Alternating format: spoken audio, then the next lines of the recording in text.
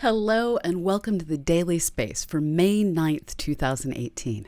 I'm your host, Dr. Pamela Gay.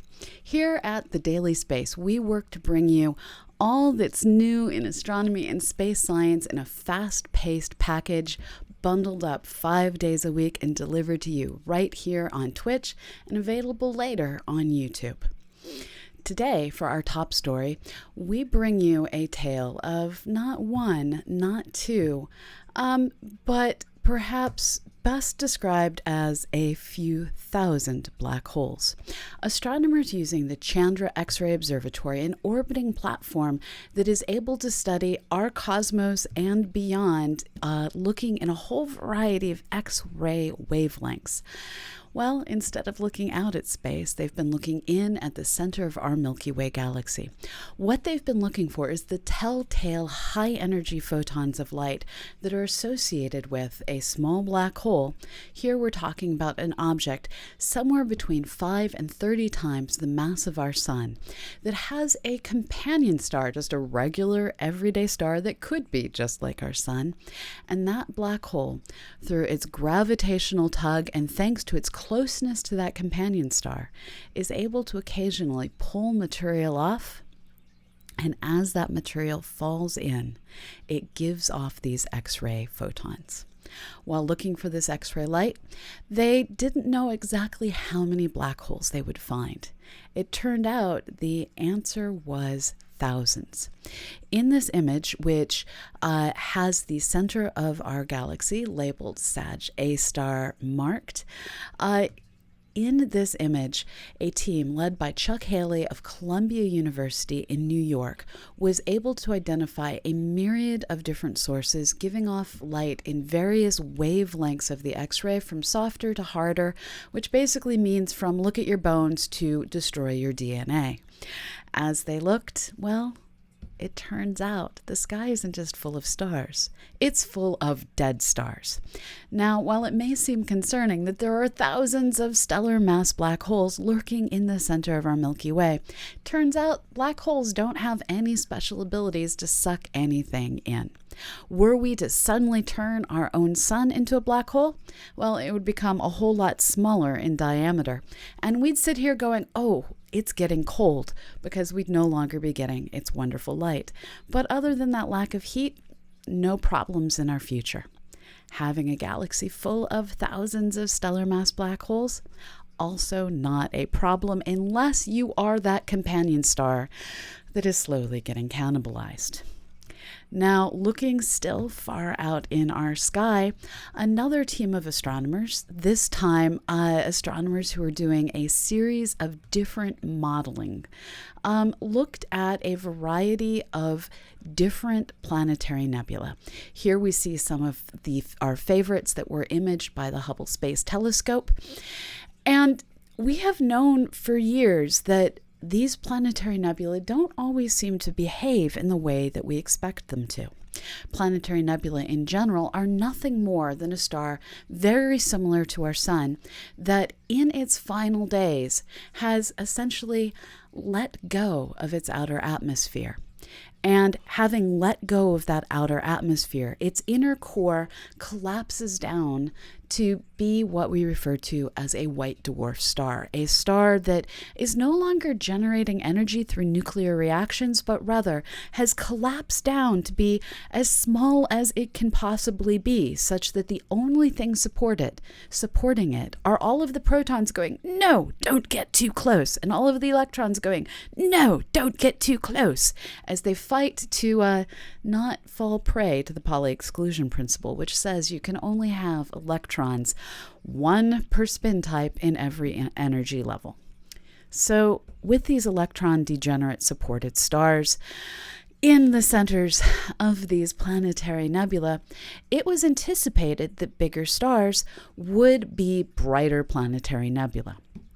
Turns out this isn't always the case, and a group of scientists working down at the University of New Mexico in the National Autonomous University, sorry, I said that wrong, not in New Mexico, at the National Autonomous University of Mexico in Mexico City, I'm completely misreading it. He was someone who consulted on the project. So sorry, my notes got away from me. So this is work that was done by Albert Zijlstra at the University of Manchester in England. He and his colleagues have done simulations of a number of different planetary nebulae, and what they discovered is these smaller cores are able to collapse down and be hotter cores, and it's because of this excess of heat which leads to higher energy photons being given off. They're able to bright up more luminous planetary nebula.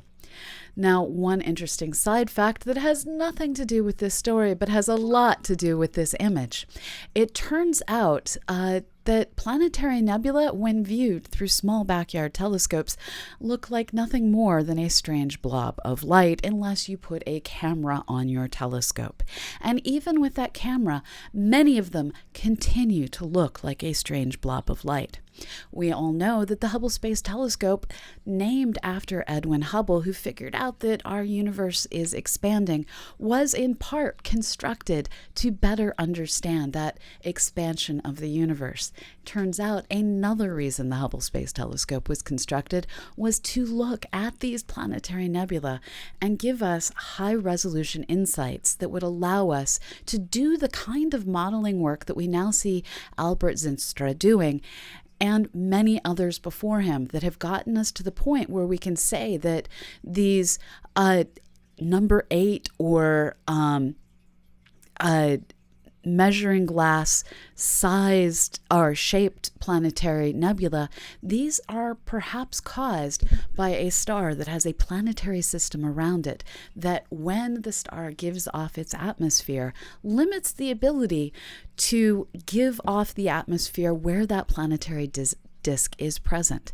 This leads us to think that perhaps someday in the future, when our own sun, converts itself into a planetary nebula and white dwarf star, we too will have this hourglass figure as we, shape ourselves into a new formation.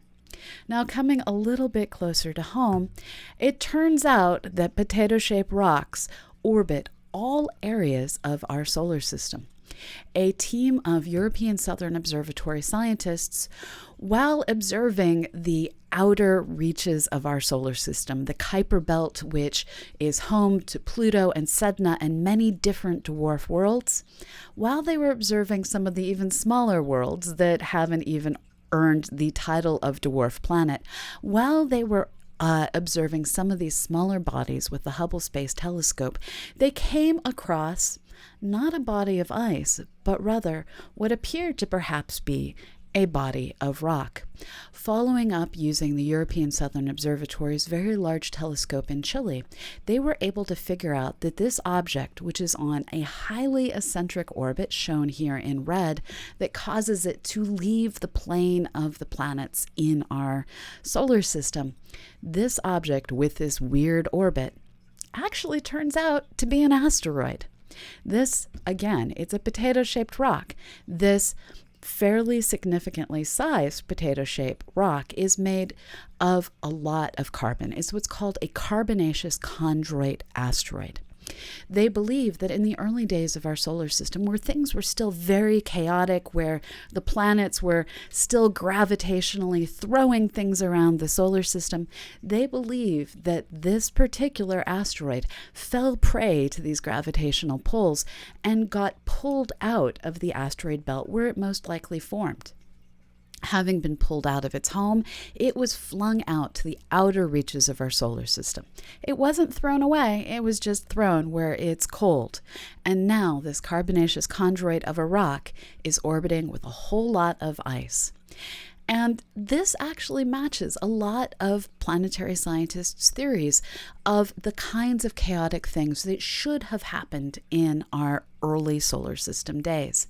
This is yet again one more case where an observation shows that our theories of our early solar system, while not complete, are giving us a good and accurate picture of the things that happened in our early solar system.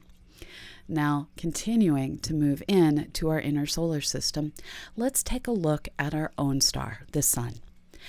It was realized long ago that the corona of the sun, this fiery set of tendrils that we see during solar eclipses and that we draw when we're small children, not realizing that we're drawing something we can only see during solar eclipses, these fiery tendrils of light, the solar corona, is oddly significantly hotter than the surface of the sun itself, measuring in at millions of degrees. One of the great mysteries of, the sun has been, how does it get this hot? Almost every year, a new theory is put forth based on new observations by new spacecraft. This is, not any different from any other year, but this time we're going to use a slightly older spacecraft. Astronomers using the Solar Dynamic Observer, a telescope that is located between us and the sun, that sits there studying the, space weather. While studying space weather and giving us early warnings of upcoming events such as corona mass ejections that we have shown here that can interfere with, our communication satellites and even cause harm to the astronauts if they don't seek shelter. While studying all of this, the Solar Dynamic Observer made very detailed observations of coronal loops and other effects on the sun's surface. A team of astronomers working at the New Jersey Institute of Technology studied, what was going on, and what they found was there are iron ions. This is atoms of iron, a metal that all of us have probably interacted with more than once in our lives. These particular atoms have had many of their electrons stripped away. It's the stripping of the electrons that causes them to be called ions and causes them to hang out with a rather strong positive charge.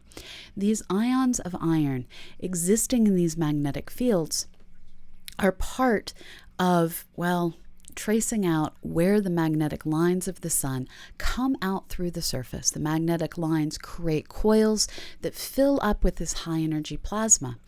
And they feel that it's having these metal ions with their fluctuating electrons that are part of what creates, through the release of these magnetic fields when the plasma lines break, it's having these ions there that are part of what caused the high temperatures that we're able to see.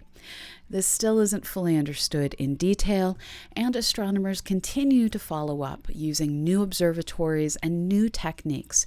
Currently, this team from the New Jersey Institute of Technology is acquiring data from Big Bear Solar Observatory out in California.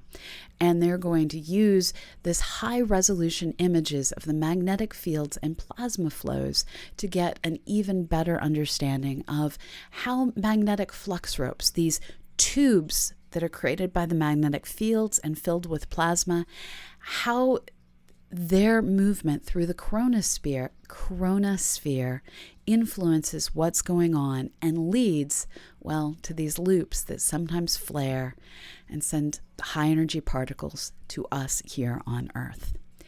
The story still isn't over. I'm sure in the months to come, we will have more stories as more scientists say, yes, I have figured it out. Only time will tell exactly what the science community's consensus will be on which of these many theories, based on a variety of different observations, is that one true theory to rule them all.